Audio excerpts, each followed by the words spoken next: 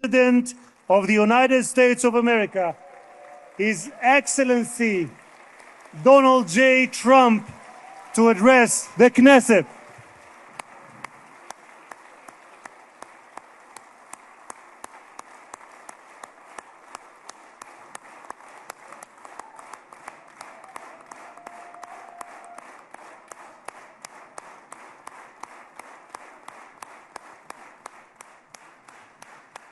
Thank you very much. Thank you. Thank you very much, everybody. It's a great honor. Nice place. Very nice place.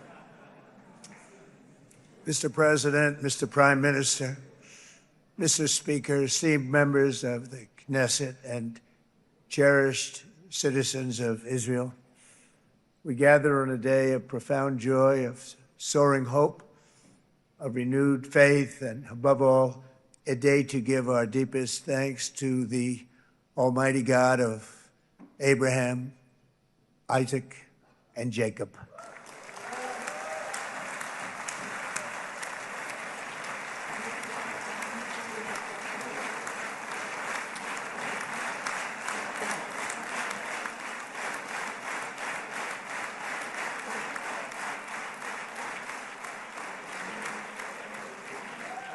After 2 harrowing years in darkness and captivity, 20 courageous hostages are returning to the glorious embrace of their families, and it is glorious. 28 more precious loved ones are coming home at last to rest in this sacred soil for all of time. And after so many years of unceasing war and endless danger, today the skies are calm, the guns are silent, the sirens are still, and the sun rises on a holy land that is finally at peace, a land and a region that will live, God willing, in peace for all eternity.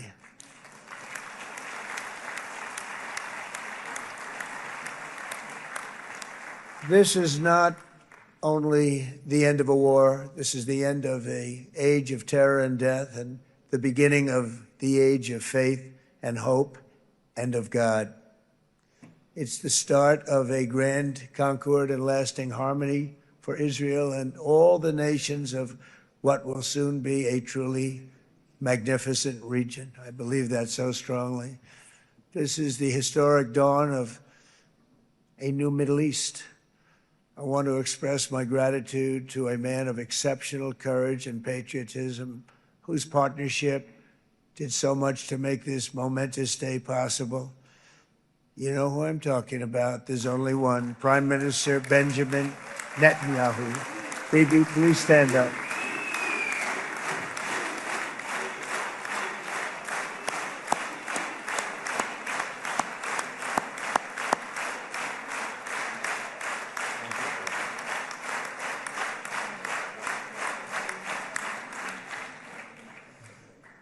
And he is not easy, I want to tell you. He's not the easiest guy to deal with, but that's what makes him great. That's what makes him great.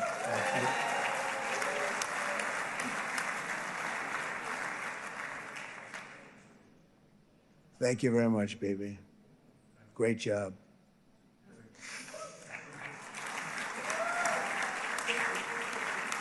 And let me also convey my tremendous appreciation for all of the nations of the Arab and Muslim world that came together to press Hamas to set the hostages free and to send them home. We had a lot of help. We had a lot of help from a lot of people that you wouldn't suspect, and I want to thank them very much for that. It's an incredible triumph for Israel and the world to have all of these nations working together as partners in peace. And it's pretty unusual for you to see that, but it happened in this case. This was a very unusual point in time, a brilliant point in time. Generations from now, this will be remembered as the moment that everything began to change, and change very much for the better. Like the USA right now, it will be the golden age of Israel and the golden age of the Middle East. It's going to work together. I'd like to thank several great American patriots for their invaluable help in getting something done that almost everyone thought was absolutely impossible. We were wasting our time. So many people said, "You're just wasting your time." But we weren't, because we had talented people working with us, and we had people that loved your country, and frankly, people that loved the region. They loved the Middle East. I want to thank my friend Steve Witkoff.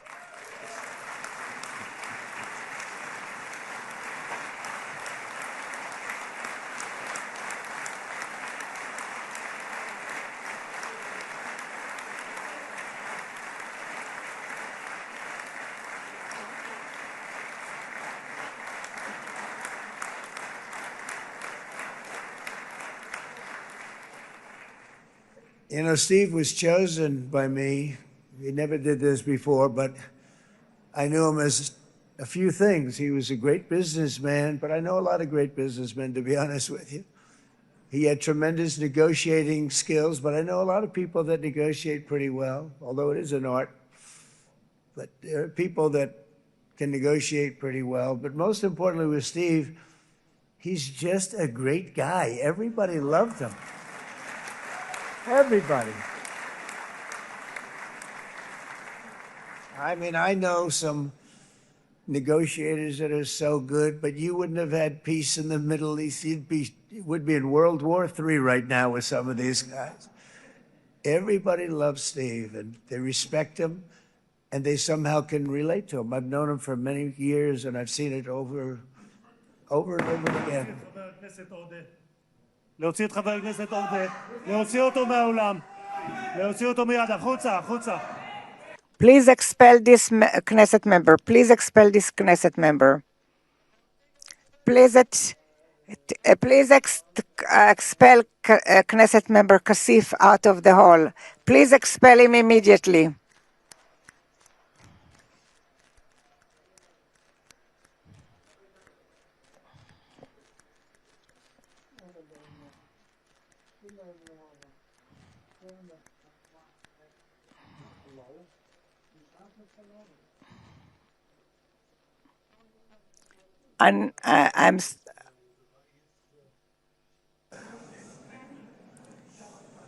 That was very efficient.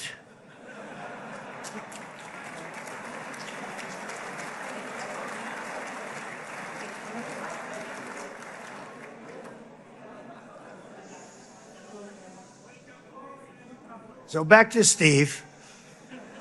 He's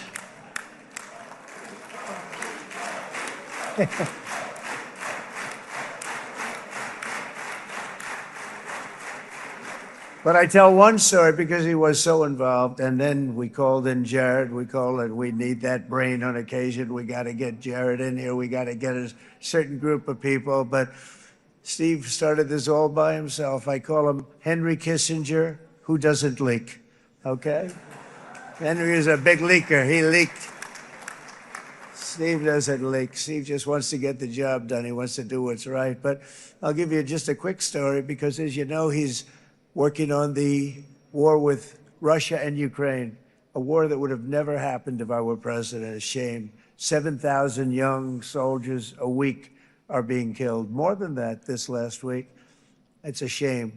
Should have never happened. But it did happen, and we won the race, and I took over this horrible war that's been raging, and I thought it would be easily settled. I thought it was a hell of a lot easier than doing what we just did very successfully with Israel and a lot of other people. But this came first, and we'll get that one. But I set up a meeting for him to meet with President Putin, thinking it would be a 15 or a 20-minute meeting. Steve had no idea about Russia, had no idea about Putin too much, didn't know too much about politics, wasn't that interested. He was really good at real estate, but he had that quality that I was looking for, and I didn't see it around in too many ways. And I set up the meeting with Putin, and I called. I said, is Steve finished yet? That was about a half an hour into the meeting. No, sir, he's not. He's still inside. This is in Moscow. I said, well, how's he doing? I don't know, sir. He's still inside. I called up an hour later. Let me speak to Steve. Sir, he's still with Putin. he's with President Putin. I said, wow, that's a long meeting, 1 hour. I called up an hour later, he was still with Putin. 3 hours later, he was still with Putin. 4 hours later, he started to get the word that he was going to be coming out soon. And in 5 hours, he came out. I said, what the hell were you talking about for 5 hours? And he says, just a lot of interesting things. We're talking about a lot of interesting things, including what he went in there for, but you can't talk about it for 5. You can talk about it for a certain period of time and you know what you're getting. But that's a talent. That's a talent where you can do that. Most people I'd send in, number one, they wouldn't be accepted. Number two, if they were, the meeting would last 5 minutes. And that's what happens with Steve. Everybody loves him. They love him on this side. They love him on the other side. And he really is. He's a great negotiator because he's a great guy. So thank you very much, Steve, very much.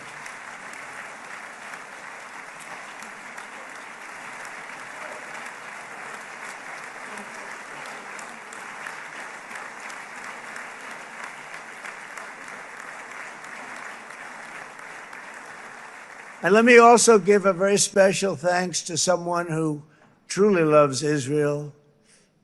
In fact, loves it so much that my daughter converted. My daughter converted. I didn't know this was going to happen. And Ivanka's here.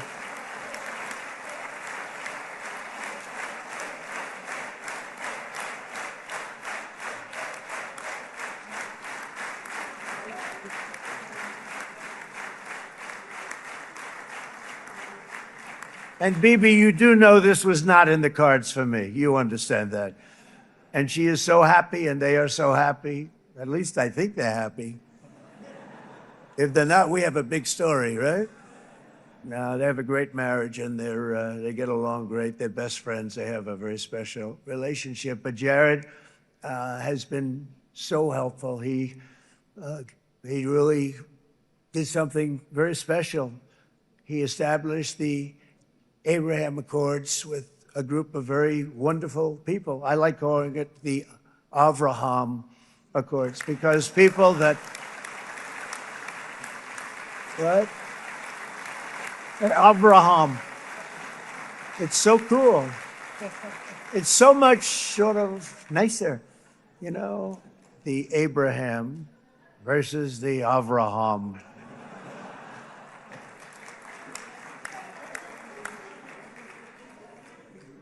I just don't want to sound too sanctimonious when I do it, so, you know, I sort of split it up.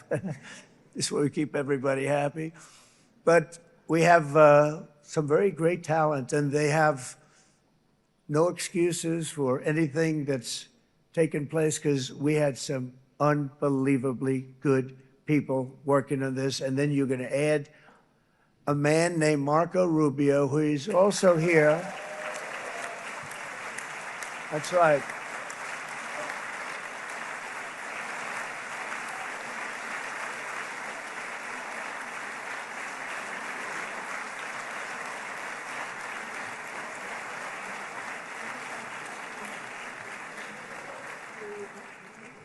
And I have a prediction that Marco will go down, I mean this, as the greatest Secretary of State in the history of the United States. I believe that. I believe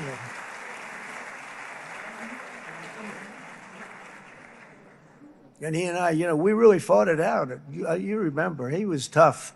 He was nasty. Who the hell thought this was going to happen, Marco, right? And now I'm saying he's going to go down as the greatest. He will. He was always smart and sharp, and people respect him. And then we have somebody who's young, but an unbelievable leader. I saw it a long time ago, and he's turned out to be even better than we thought. Right, Susie? I think even better. And that's Pete Hegseth, who is our Secretary of War, formerly Secretary of Defense.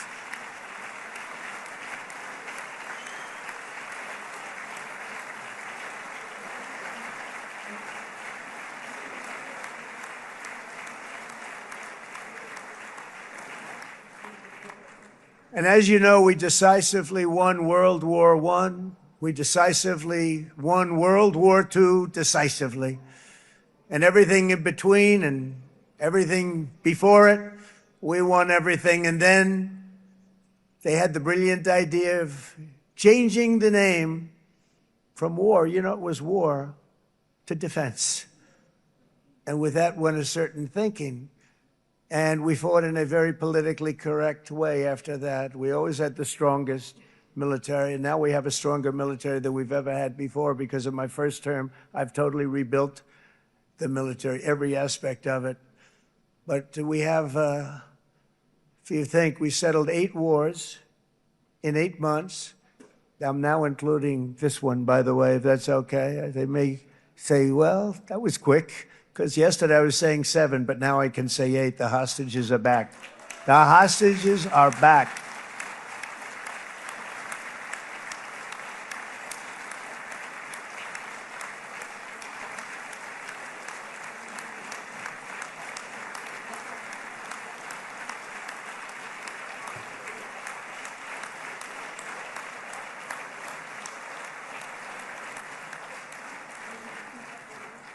It is a good feeling. Isn't that nice to say? You know, I just said the hostage, first time I said the hostages are back. It feels so good to say it.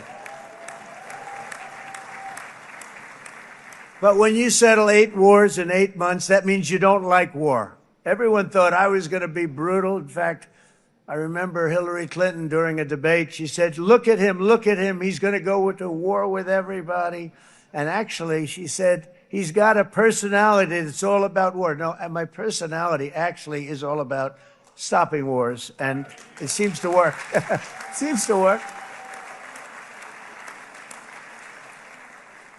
But it also means this name change and our attitude that we're not going to go into a war, but if we do, we're going to win that war like nobody has ever won a war before. We will not be politically correct, but we're not going to be there.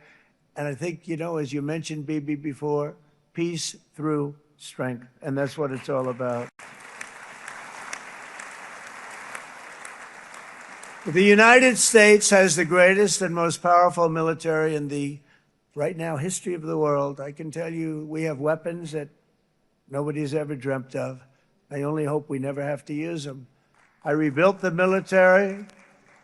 I was proud to do it, but some of the things I hated to do. I hated certain of the weapons because the level of power is so enormous. It's so dangerous, so bad. But we have to do what we have to do. We make the best weapons in the world, and we've got a lot of them. And we've given a lot to Israel, frankly. And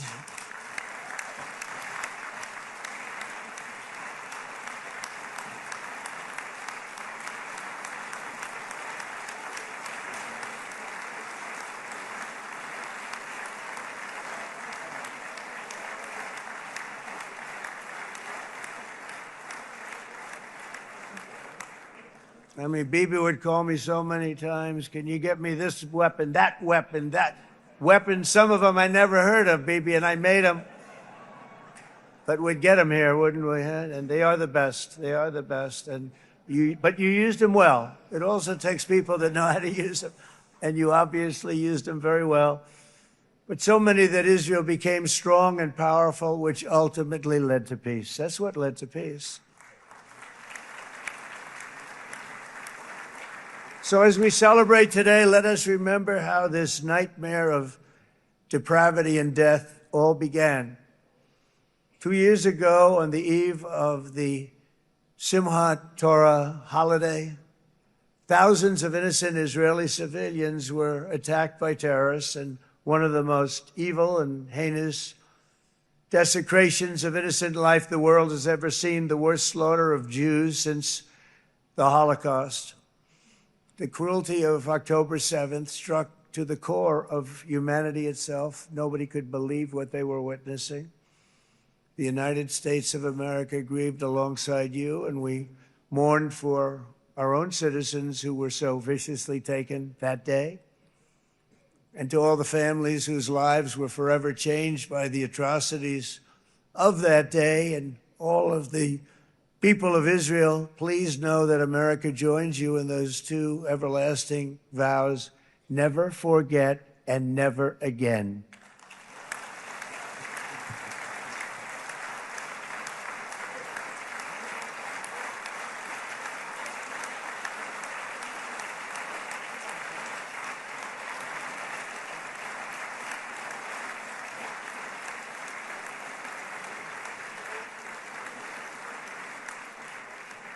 From October 7th until this week, Israel has been a nation at war, enduring burdens that only a proud and faithful people could withstand. It was a very tough period of time. For so many families across this land, it has been years since you've known a single day of true peace. But now at last, not only for Israelis, but also for Palestinians and for many others, the long and painful nightmare is finally over. And as the dust settles, the smoke fades, the debris is removed, and the ashes cleaned from the air, the day that breaks on a region transformed and a beautiful and much brighter future appears suddenly within your reach. This is now a very exciting time for Israel and for the entire Middle East, because all across the Middle East, the forces of chaos, terror, and ruin that have plagued the region for decades now stand weakened, isolated, and totally defeated. A new coalition of proud and responsible nations is emerging, and because of us, the enemies of all civilization are in retreat. Thanks to the bravery and incredible skill of the Israeli Defense Forces and Operation Rising Lion,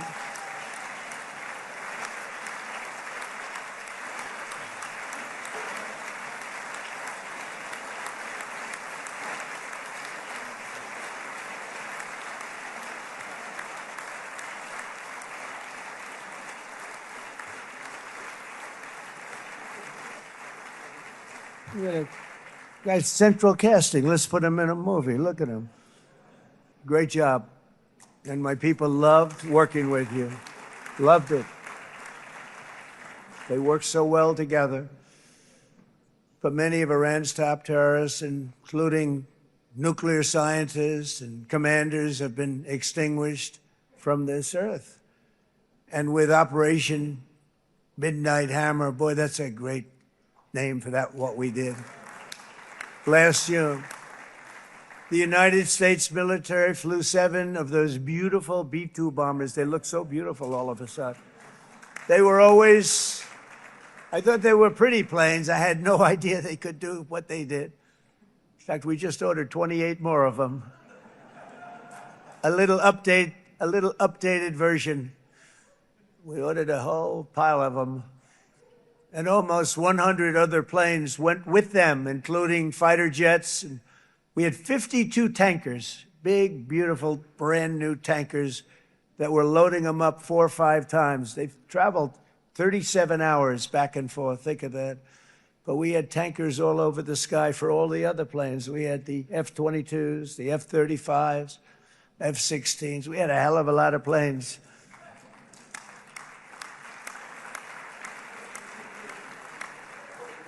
So we had 52 gas stations in the sky. That's what they call them.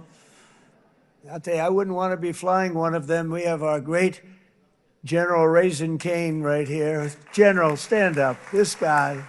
What a general. Thank you.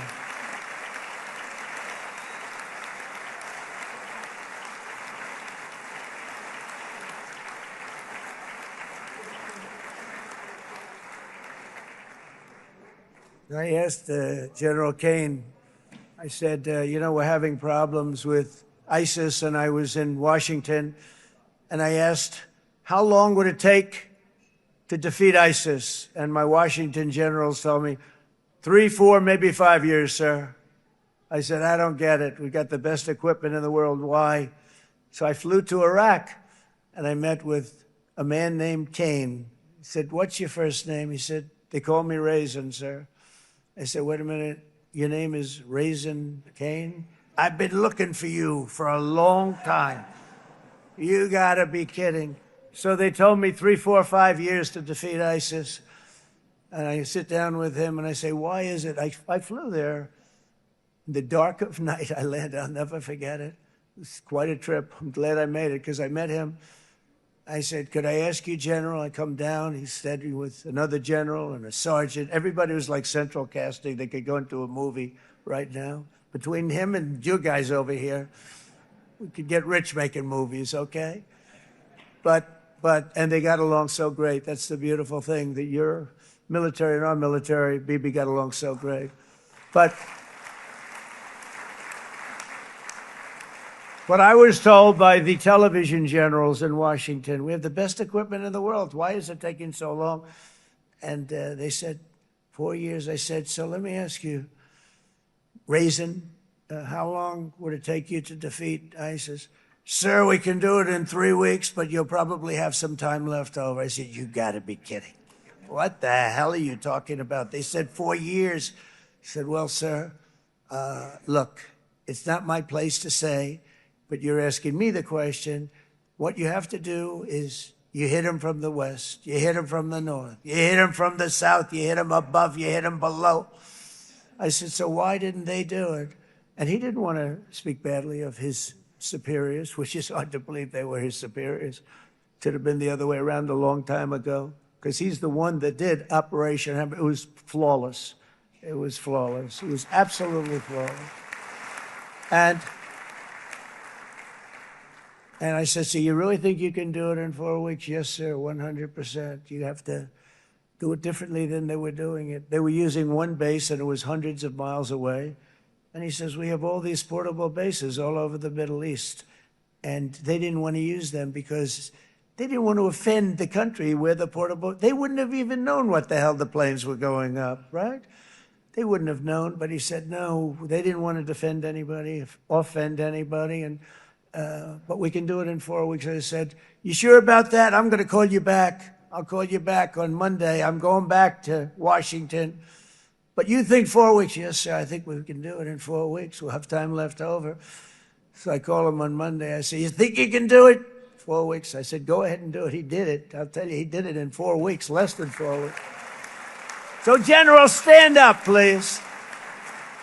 Again, this is a real general. This is not a television general. He doesn't want to go on television.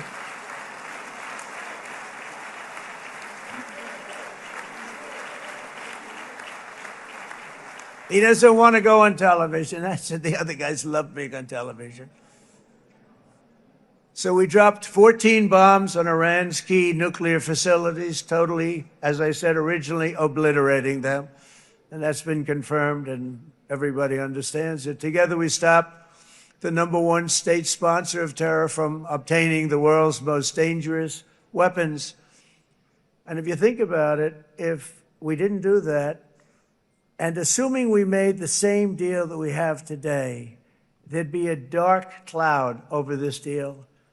And #1, it wouldn't happen because the other Arab and Muslim nations really wouldn't feel comfortable making the deal that we have now, right?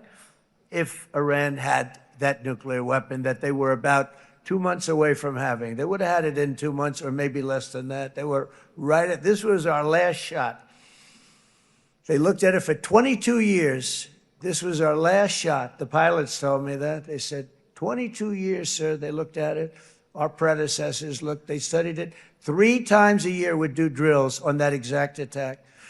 And boy, did they get it right. But let's assume they didn't, and let's assume there was large-scale nuclear weapons in the hands of Iran.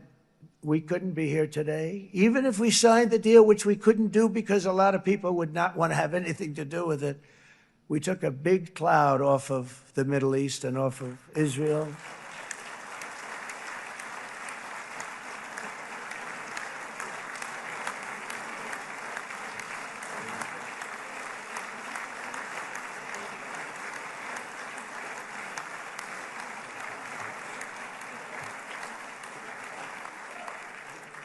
And it was my honor to help. But it isn't it true, though, that can you imagine the same let's assume, Bibi, the same documents, we had everything the same, but you had somebody out there that was, in the opinion of everybody, all-powerful in the Middle East. They took a big hit, didn't they? Didn't they take a big hit? Boy, oh boy. They got hit from one side, from the other. And you know, it would be great if we could make a peace deal with them. And I think that's maybe, would you be happy with that? Wouldn't it be nice, I think? Because I think they want to. I think they're tired. Somebody said, sir, they're starting their nuclear program again. I said, let me tell you something. They're not starting anything. They want to survive. The last thing they want to do is start digging holes again in mountains that just got blown up and start. They're not doing it. They want to survive, okay? But I think we have a chance. Steve, you, and I think Jared, come on, I'll call you back for another one. We always bring Jared when we want to get that deal closed. We bring Jared, but Steve, you and Jared and the General and Pete and Marco, you'll get that deal done easy. I think that'll be easy. But first we have to get Russia done. We got to get that one done. If you don't mind, Steve, let's focus on Russia first, all right? We'll get it done. In Lebanon, the dagger of Hezbollah, long aimed at Israel's throat, has been totally shattered. My administration is actively supporting the new president of Lebanon in his mission to permanently disarm Hezbollah's terror brigades. He's doing very well. And build a thriving state at peace with its neighbors. And you're very much in favor of that, I know. And it's good things are happening there, really good things. And with this week's ceasefire, we've achieved the most challenging breakthrough of them all. The most challenging breakthrough maybe ever. I mean, I've never seen anything like. I've been involved in a lot of success. I have never seen anything like what's going on today all over the world. People are dancing in the streets, not just in Israel. They're dancing in the streets of countries that would have never danced in the street about what's happening today. They're dancing in those streets. So this long and difficult war has now ended. You know, some people say 3,000 years, some people say 500 years, whatever it is. It's the granddaddy of them all.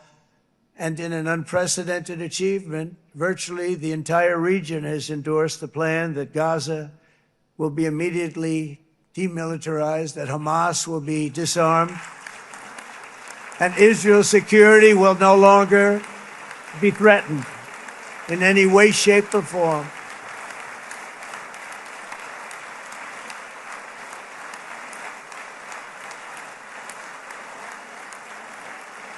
So Israel, with our help, has won all that they can by force of arms. You've won. I mean, you've won. Now it's time to translate these victories against terrorists on the battlefield into the ultimate prize of peace and prosperity for the entire Middle East. It's about time you were able to enjoy the fruits of your labor. Mr. Opposition Leader. I said he's a very nice opposition leader. I think, no, he's a nice man. Bibi, he's a nice man. Good. He knows what he's doing, right? No, a very nice guy. Well, see, now you can be a little bit nicer, Bibi, because you're not at war anymore, Bibi.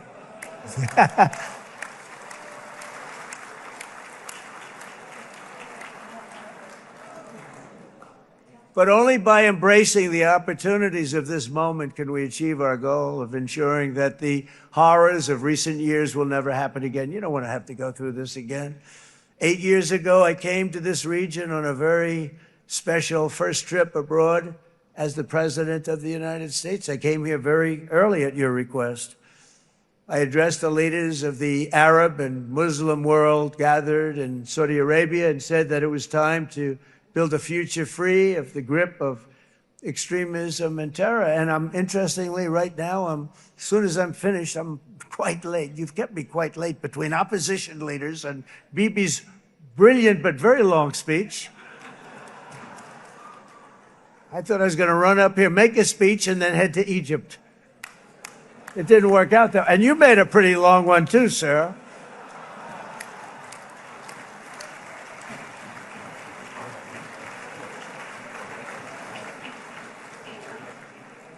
But I liked what you all said. It could be worse. Supposing on top of it, I didn't like what you said. That would be no good, Ron, would it? Ron, you did a great job, by the way, Ron.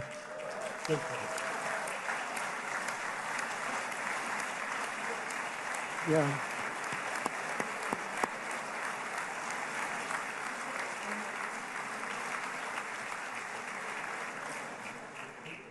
So I'm going to be meeting, actually, in a little while, I'm going to be meeting with the most powerful, the richest nations, really, in the world, although now, with the tariffs, the United States is by far the richest nation in the world, as you probably have been reading. But the richest nations, most powerful nations, tremendous, headed by some tremendous people in many cases. Some cases I wouldn't say necessarily I would endorse, but I will tell you some incredible people that really helped us make this all possible. So I'll be going there. I'll be quite late. They might not be there by the time I get there, but we're going to give it a shot.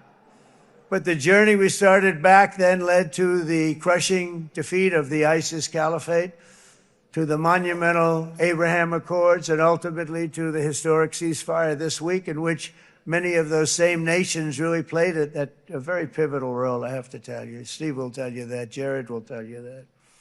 Together, we've shown that peace is not just a hope that we can dream about. It's a reality we can build upon day by day, person by person, and nation by nation.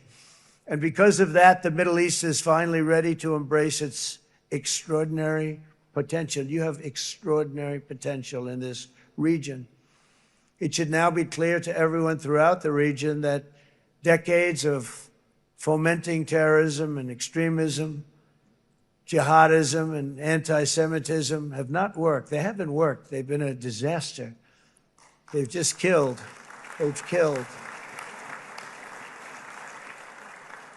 They've backfired completely and totally. They've just totally backfired. Everything that you thought, take it worst case, it's turned out to be worse than that. They have not worked. From Gaza to Iran, those bitter hatreds have delivered nothing but misery, suffering, failure, and death.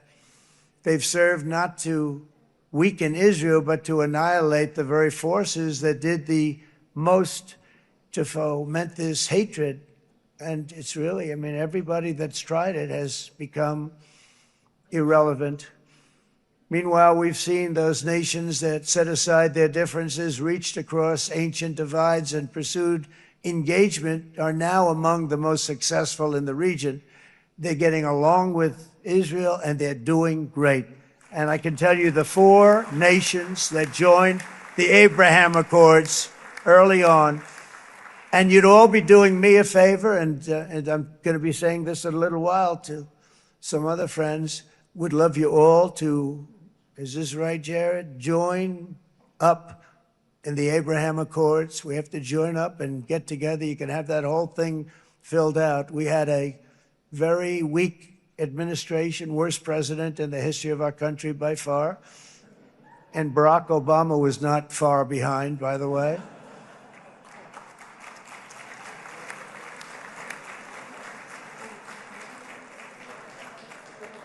And they did nothing with this incredible document, the Abraham Accords, but now you can fill them up. Now you have peace. You have people that really like Israel. I'll tell you what, and they like Israel a lot more today than they did even 5 weeks ago. You've made a lot of, you've come back. You've come back strong, because it was getting to be a little nasty out there in the world, and ultimately the world wins. You can't beat the world. Or I would say to Bibi, it's now time. And he understood it better than anybody, because ultimately, the world's a very big place. And I've said a lot. I said, this piece of land is very small. It's unbelievable what you've done with that tiny, you look at a map even of just not the world, the Middle East, and you have this little dot. And think of what you've done. It's incredible. It's incredible.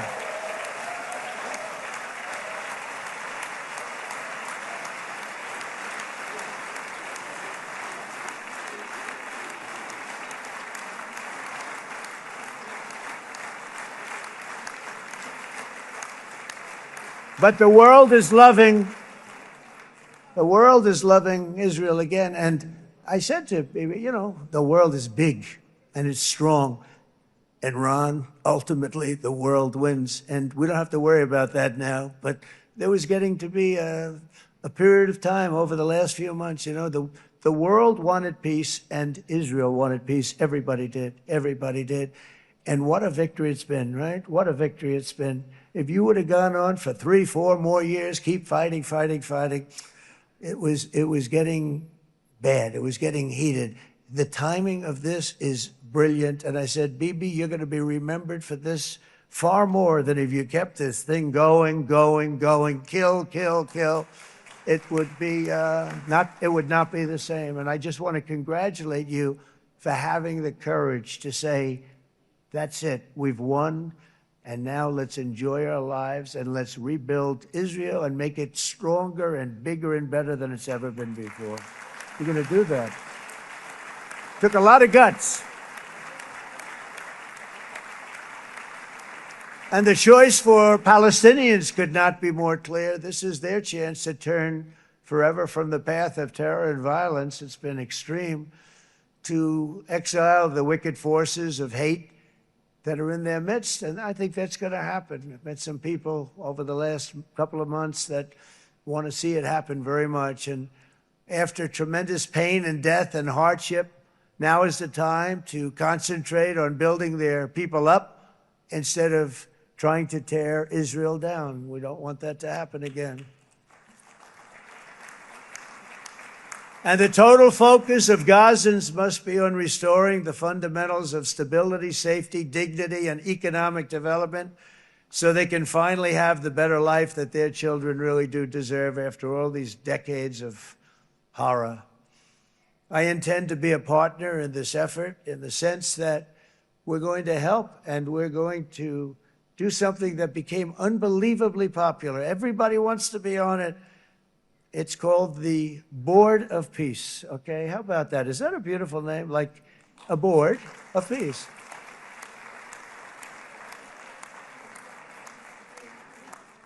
The only bad thing from my standpoint, every single nation involved has asked me to be the chair, and I'll tell you, I'm very busy.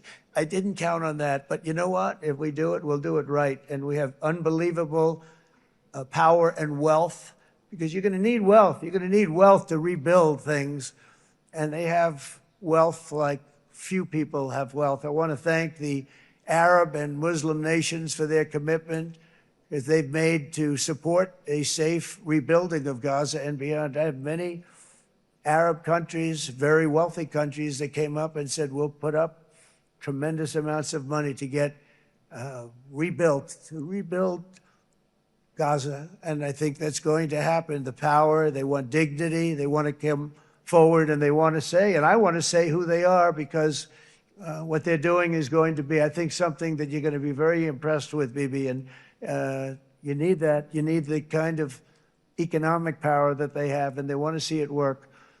And they want to see it be safe. And they want to see it be good for Israel, too. And as much money as it will be, and it's a lot, as you can see, it's a lot. For these countries, it's relatively little relative to their worth. It's really a lot of money like most people could never even conceive. But for these countries, it's not that much, especially because it ensures success and stability in the Middle East, which is what they want to see. So many of them will be with us in Egypt in a little while, I think. I'm not sure. They may be gone. They may have taken their Boeing 747s and left. I said, what kind of a plane do you fly? 747. I said, that's a large plane. No, they may have. Steve, do you think they've left on their their brand new Boeing 747s? Or I don't know. We're going to find out soon. It's going to be a big story. There'll be 2 people left, and they'll be the 2 poorest ones.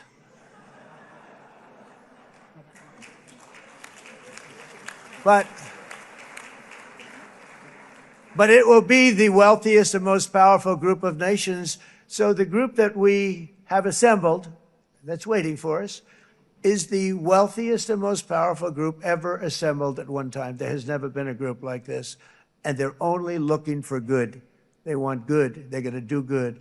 And as those commitments are made, I'm going to let the world know who's doing it, because they really deserve to get the credit. And some of them probably won't want the credit, but they deserve it.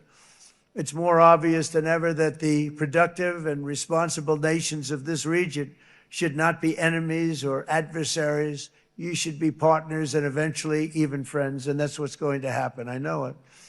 Together you can stand against the forces of chaos. Yeah, you go ahead. That's an important point.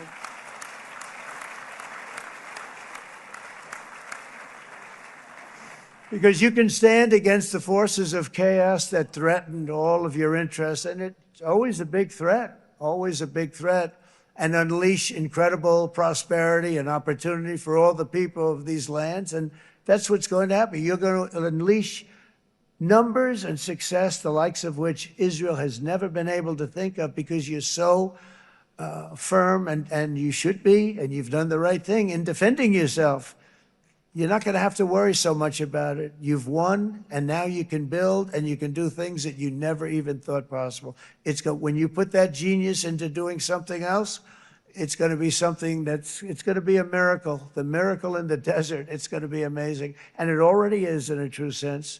But it'll be wonderful when you can spend time thinking about other than war and defense and offense also. To that end, it's my firm hope and dream, frankly, that together the Abraham Accords will turn out to be everything that we thought they would.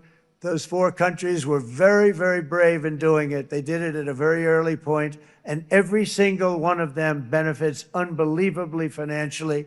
And if you noticed, even in this bad period that we just went through, they all remained a member of the Abraham Accords. They've done unbelievably well. And you know who you are, and I want to thank you. And they've stayed because of loyalty, but they've also stayed because it was really good business. They've made a lot of money being members, and you're going to all, I hope that every one of the countries that we're seeking, Jared, I hope they join quickly. No games, no nothing. Just join, get it. It's going to be a great peacemaker. It's really going to bring it together beyond anybody's wildest dream. So instead of building fortresses to keep enemies at bay, the nations of this region should be building infrastructure to weave your commerce closer together, because you've got to compete with the big world out there in commerce now. It's a different kind of competition. Instead of making weapons and missiles, the wealth of this region should flow to schools and medicine, industry, and frankly, the new hot thing, artificial intelligence. It's a lot of intelligence they're going to have to be thrown off to pay back these sums of money that they're doing. But that's really the hot one. And I might say that the United States, a year ago, was a dead country. I say it to people. I heard it first from the King of Saudi Arabia. I then heard it from UAE. I heard it from Qatar. I heard it from many other countries. A year ago, the United States of America was a dead country. Now it's the hottest country anywhere in the world. It is the hottest. There's no question about it.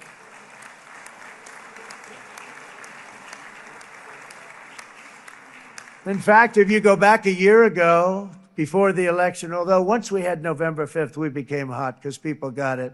I would say November 5th was a time that we became really hot. But once you go back a couple of years, if I were in charge and the country was doing what they were, nobody was going to ask me to speak. Nobody asked Joe Biden to come up and speak, I guarantee you that. And if they did, he would have turned them down, I promise you. He didn't speak. He didn't speak, and he didn't speak well. But all of the countries in the Middle East, it could have, what we're doing now, it could have happened a long time ago, but it was strangled and set back almost irretrievably by the administrations of Barack Obama and then Joe Biden. There was a hatred toward Israel. There was an absolute hatred. The setbacks really started when President Obama signed the Iran nuclear deal. This was a disaster for Israel, and it was a disaster for everyone. And I remember that Bibi Netanyahu came to the United States and worked so hard to try and get Obama not to do that deal.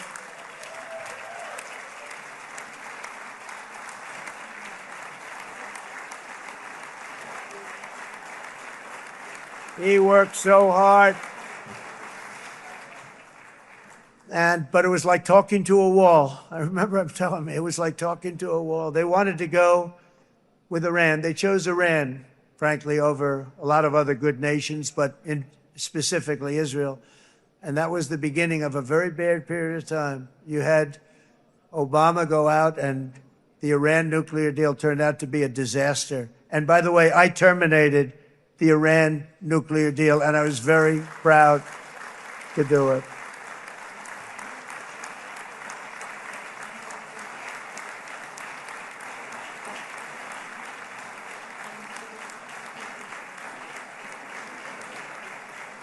Yet even to Iran, whose regime has inflicted so much death on the Middle East, the hand of friendship and cooperation is open. I'm telling you, they want to make a deal. That's all I do in my life. I make deals. I'm good at it. I've always been good at it. And I know when they want. Even if they said, we don't want to make a deal, I can tell you they want to make a deal. All right, they do. They want to make a deal, and we're going to see if we can do something, because this is crazy what's happening, and we're not going to have this anymore. Neither the United States nor Israel bear the people of Iran any hostility. We merely want to live in peace. We don't want any looming threats over our heads, and we don't want to even think in terms of nuclear destruction. It's not going to happen, never will happen. There's nothing that would do more good for this part of the world than for Iran's leaders to renounce terror, stop threatening their neighbors, quit funding their militant proxies, and finally recognize Israel's right to existence. They have to do that. They have to do that. And to Iran, and as you know, this is not said out of weakness. There's no weakness. But I'm going to say this, that we are ready when you are, and it will be the best decision that Iran has ever made. And it's going to happen. It's going to happen. And they're good people. I know a lot of Iranians in the United States. They're good people, smart, hardworking people. They don't want to see what's happened to their country. The story of fierce Israeli resolve and triumph since October 7th should be proof to the entire world that those who seek to destroy this nation are doomed to bitter failure. The state of Israel is strong, and it will live and thrive forever.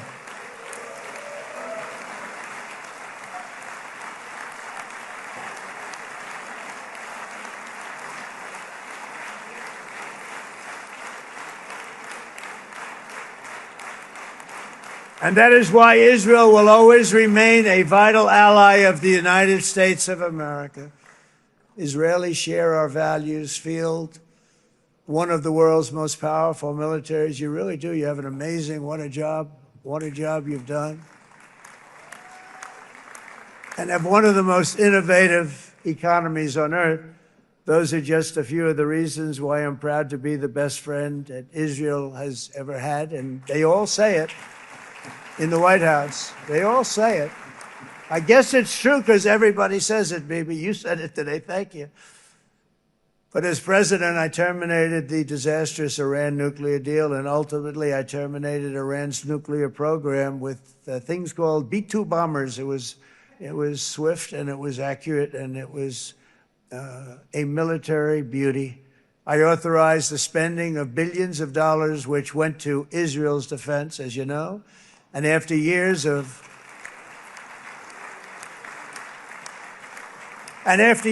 broken promises from many other American presidents, you know that, they kept promising. I never understood it until I got there. There was a lot of pressure put on these presidents. It was put on me too, but I didn't yield to the pressure. But every president for decades said, we're going to do it. The difference is I kept my promise and officially recognized the capital of Israel and moved the American embassy to Jerusalem.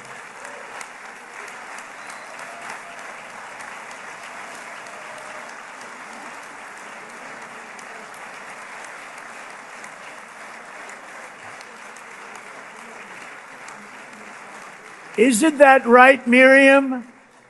Look at Miriam. She's back there. Stand up, Miriam. Stand up.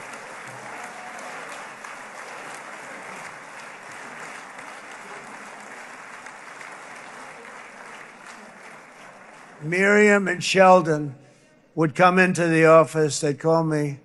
He'd call me. I think they had more trips to the White House than anybody else I can think of. Look at her sitting there so innocently. She's got 60 billion in the bank, 60 billion. And I think she's saying no more. And she loves Israel, but she loves it. And they would come in, and her husband was a very aggressive man, but I loved him. He was a very aggressive, very supportive of me. And he'd call up, can I come over and see you? I say, Sheldon, I'm the president of the United States. It doesn't work that way. He'd come in with the... But they were very responsible for so much, including getting me thinking about Golan Heights, which is probably one of the greatest things to ever happen.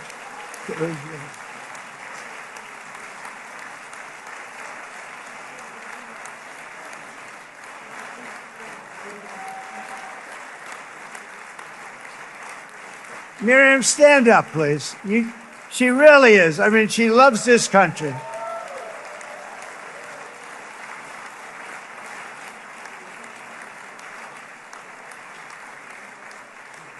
She loves this country. Her and her husband are so incredible. We miss him so dearly. But I actually asked her, I'm going to get her in trouble with this, but I actually asked her once, I said, so Miriam, I know you love Israel. What do you love more, the United States or Israel? She refused to answer. That might mean Israel. I must say. We love you. Thank you, darling, for being here. That's a great honor. Great honor. She's a wonderful woman. She is a great woman. I've always stood for the people of this community, and I always will. I'll always be with you. I'm always going to be with you. I guess maybe something could happen to change my mind. Somebody that's really stupid gets into office and wants to do really bad things, but that's about it. We don't think we're going to have that happen. I hope we're not going to have that happen. And this man is a good man right here. These two men are good men right here.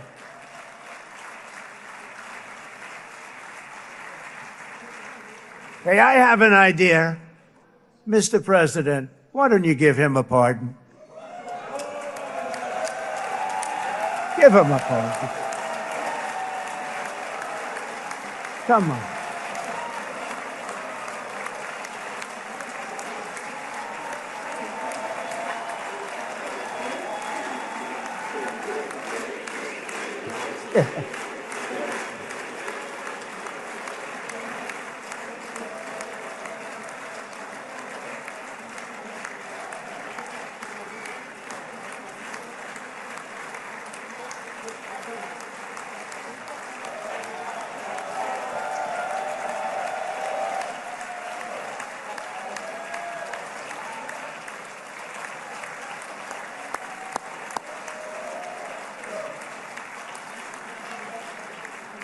By the way, that was not in the speech, as you probably know. But I happen to like this gentleman right over here, and it just seems to make so much sense. You know, whether we like it or not, this has been one of the greatest wartime presidents. This has been one of the greatest wartime presidents. And cigars and champagne, who the hell cares about that?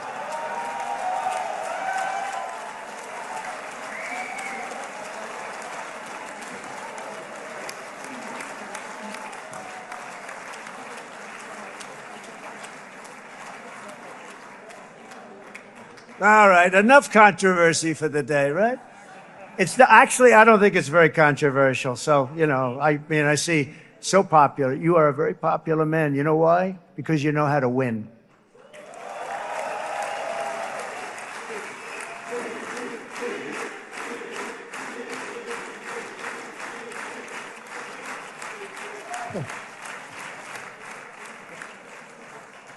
Over the past 2 years, I've met many of the families of the Israelis taken hostage and those that were taken hostage. Unbelievable. I've looked into their eyes. I've seen the worst nightmares of their suffering, but I've also seen something else, the beautiful love of the people, the love of People, frankly, that hold things together, the love that gives you the courage to carry on through thousands of years of persecution and repression, and to emerge with the heart of David. It's the heart of David.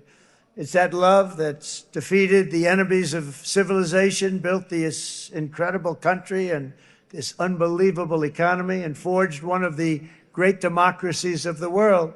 That is why it's a true honor to stand here today and address this assembly in your ancient and eternal now capital, Jerusalem. I'm proud to have helped in that regard. This city and this nation stand as living proof that a much brighter future for this entire region is truly within our grasp.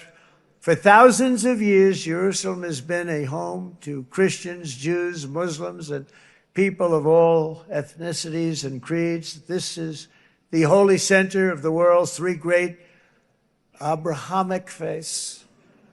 I like that too. Adorned, it's the first time I've seen that word in a while. Adorned with their sacred sites and alive with their pilgrims and visitors from every corner of the globe.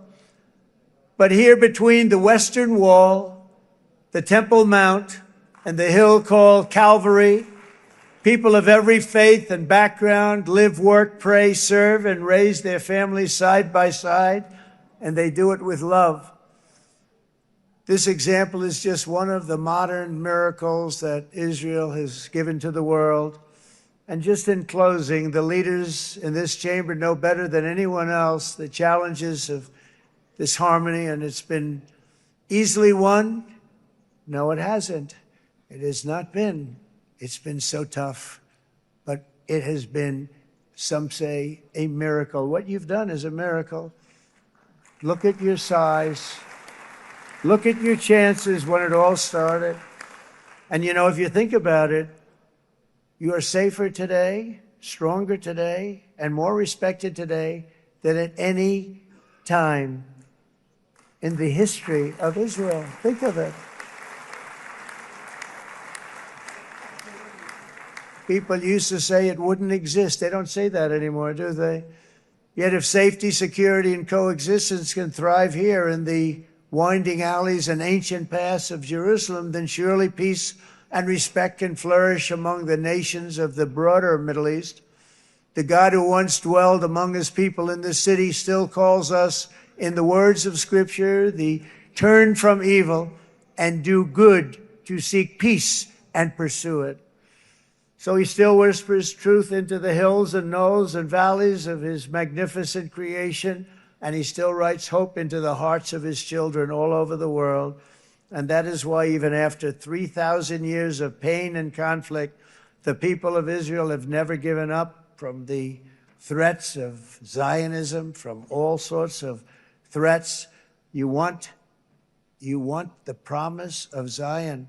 You want the promise of success and hope and love and God. And the people of America have never lost faith in the promise of a great and blessed future for all of us. From the very first day that modern Israel was founded, we have stood together through thick and thin of setbacks, and through victory and defeat, through glory and heartache. We have built industries together. We have made discoveries together. We have confronted evil together, and we have waged war together. And perhaps most beautifully of all, we have made peace together. And this week, against all odds, we have done the impossible and brought our hostages home.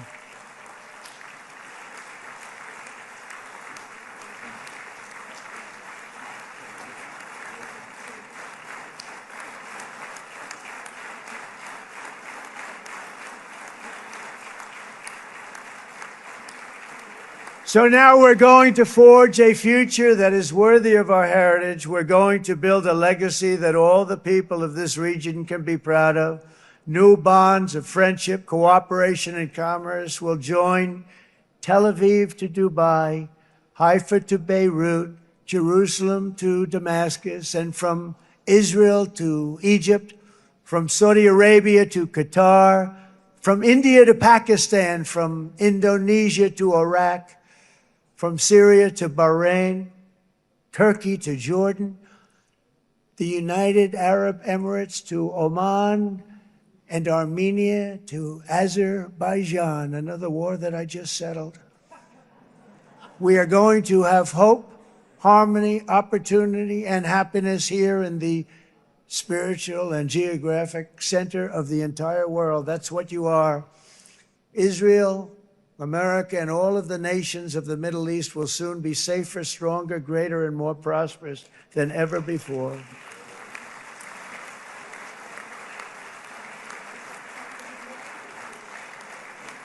And I want to thank you all once again for this exceptional honor. This has been truly an honor. It's seldom that a president is invited to do this. And I love Israel. I'm with you all the way. You will be bigger, better, stronger, and more loving than ever before. Thank you very much. God bless you. God bless the United States of America. And God bless the Middle East. Thank you, everybody.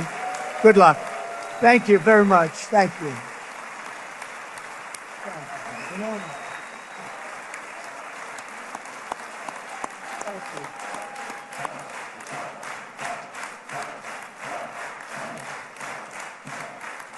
Thank you, everybody. Good luck. Thank you. Thank you.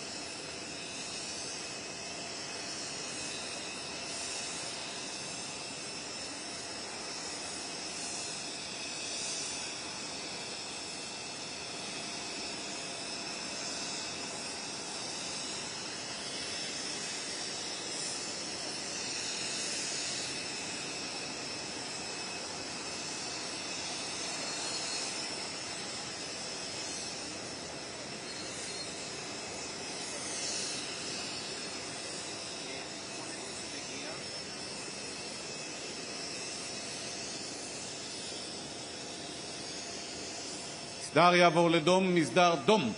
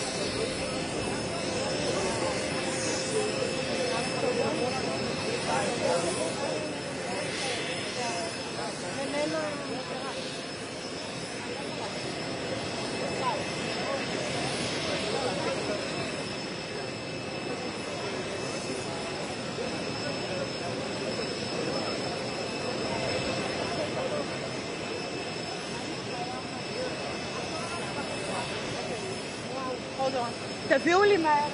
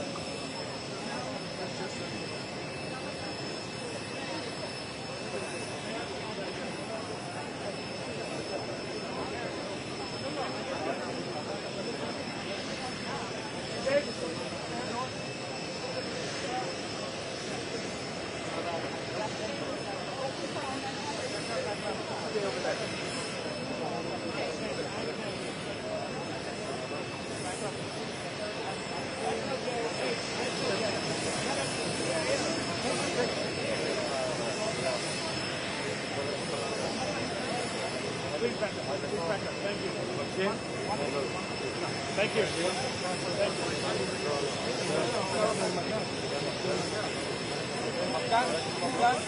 המפכ"ל, תסתכלו לפה. דני, תסתכלו לפה.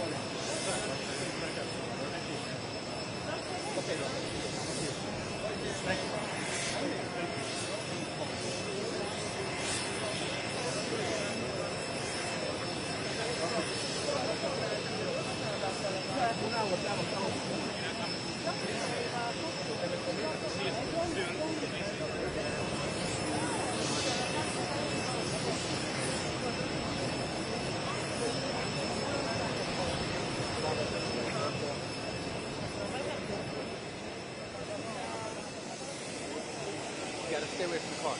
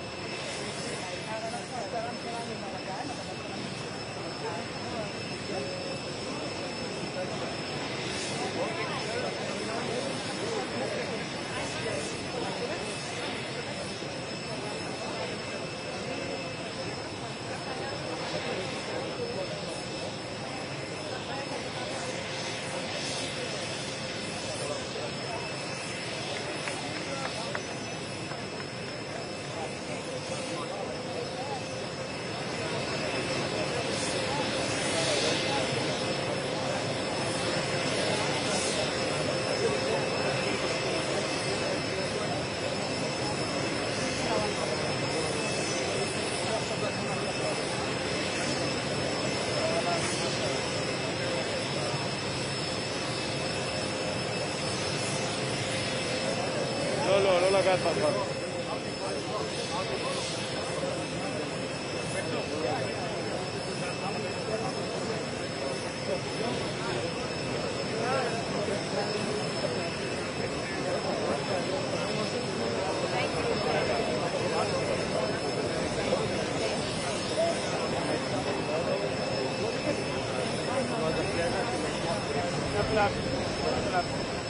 We need to move where all the other photographers are now.